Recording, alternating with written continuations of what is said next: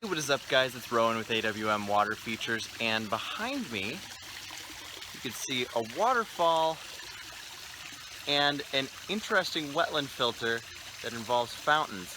So this whole area right here is actually a project that we built last year to help with the filtration of this existing pond and waterfall that, as you can see, has quite a few cool koi in it.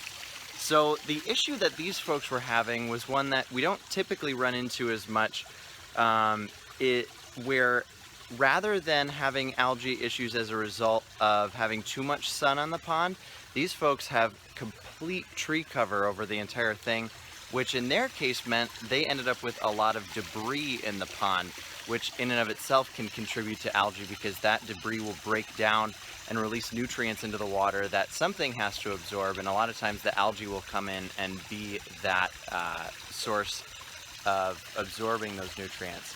So rather than that, we now have this wetland filter on the edge here, which filters the water by pumping the water up through the gravel, and as the water comes up through the gravel, bacteria that's on that gravel will absorb those nutrients rather than the algae. And then we have one plant in here, which is kind of where the name wetland filter comes from. Normally these would have more plants, but that seems to be the one that could stick it out with the little amount of sun that you get in here. But regardless, that gravel will do a good enough job filtering out all of the sediment and nutrients that the fish waste releases, and I mean, simple erosion can add to a system too. So that will take care of that and is actually doing a great job. As you can see those fish clear down really close to the bottom of the pond right there, and you can still see them fairly clearly. And that was not something that could be said for this pond before. And then in addition, these basalt columns were actually something that these folks already had in kind of an existing fountain configuration that was over in this area here, but they wanted to set it up in a way that would maintain the structure a little bit more, because the issue was they were set up right on the edge, and that edge of the pond, given how deep it is, started to collapse a little bit, and they were sitting on angles, and it looked like they were going to fall in, which with things as heavy as basalt columns could definitely mean a hole in the liner.